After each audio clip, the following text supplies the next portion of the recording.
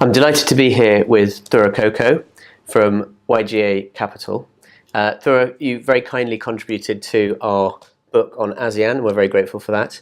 Fantastic piece on Myanmar. Can I start by asking you about the changing global trade policy? The United States has made a very big change in its withdrawal from the TPP. How do you see this impacting trade in Asia?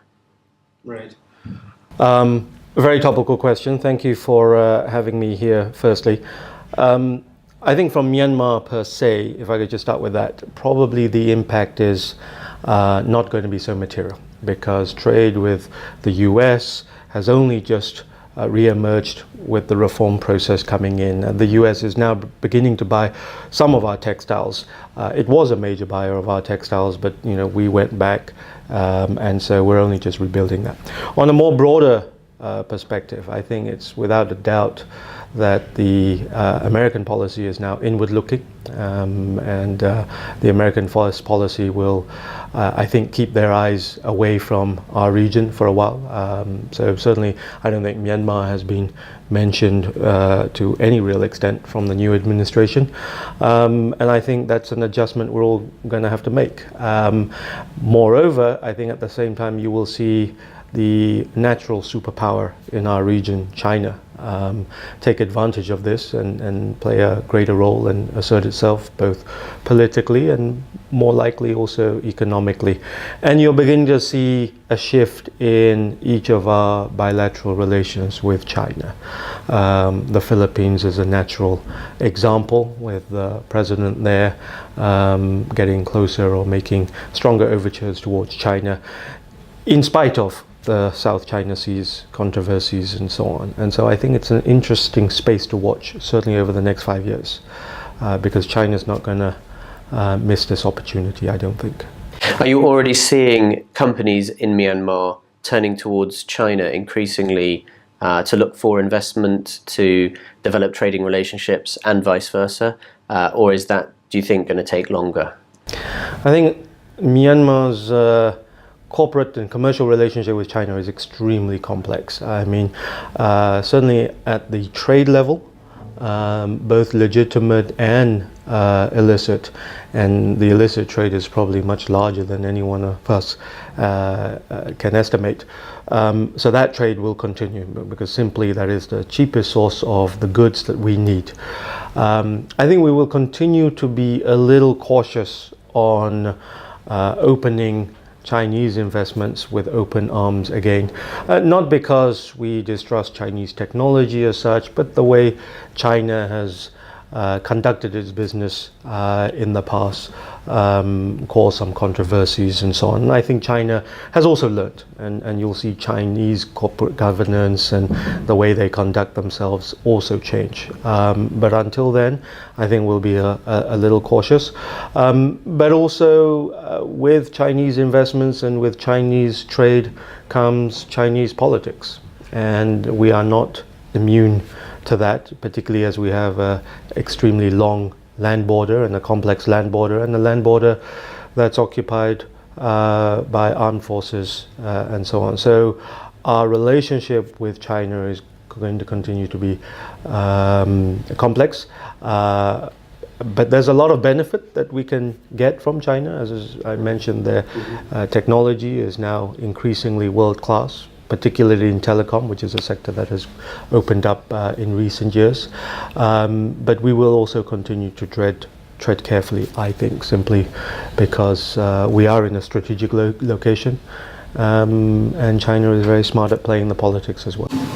And you referred to Myanmar as the last frontier. Can you tell us a bit more about what you mean by that and what that might mean for international organizations looking at Myanmar as a market? Well, certainly this is the last country to embrace reform. And importantly, it's not just economic reform, it's political reform that we are embracing and initiated by the previous government, and to their credit, the military as well. But it's important to recognize that unlike Vietnam and elsewhere, our reform process is both economic and political each with their own complexities. So I think that in itself creates tremendous opportunities because both are inextricably linked. Also, I think it's natural to say that we are a sizable market. 50 million plus of residents who are wanting to consume a lot more, and also who are wanting to produce a lot more, whether it's textile manufacturing. We've got a lot to rebuild. We were there once, and so now we need to rebuild and relearn some of the skills lost. We also have a large natural advantage in agriculture, given our land location, but also the space and also the fertility of the land, with 4 rivers also running through us. So plus I mentioned in my brief article that we border 1/3 of the world's population. So if we can just get some of the plumbing right, get some of the infrastructure right, and it's of course a lot easier said than done, but if you can do that, there's a huge amount of potential to be untapped, both for the neighboring countries, but also more broadly as well.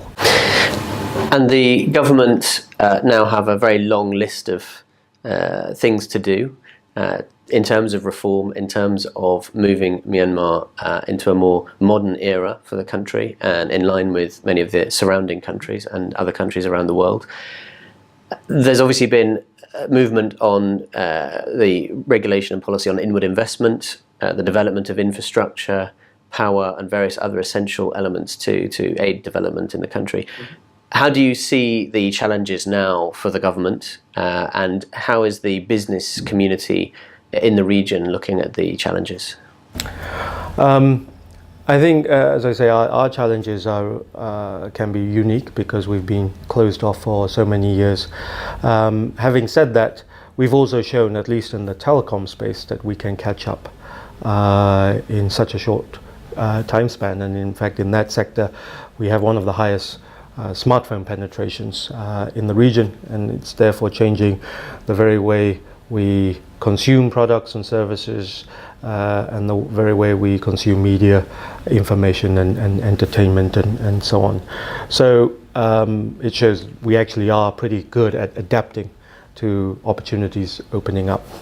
But it does require a huge amount of policy initiatives, started with the previous government, and we're hoping that this new government will continue that momentum. We see a very swift enactment of the investment laws. We hope to see a couple more key legislations on the commercial front, and maybe relook at some existing legislation, particularly in the banking and financial services sector, because there is capital inside the country and there's capital coming in. Maybe it's paused a little bit, but there's a significant amount of capital coming in. The important thing is now to make that capital flow a lot more domestically. So I think that sector, the financial services, whether it's insurance, it's capital, it's lending, it's corporate bonds, all of that needs to be livened up in a big way. Related to that, I think infrastructure, as you mentioned, and the key one is power and road transportation. To the government's credit, a lot has been done on road transportation. Now, many of us who are visiting Yangon only may not see that, but beyond Yangon, there's actually a lot of good sealed roads coming up. And good effort there. But I think there's still work in progress to be done on the power sector.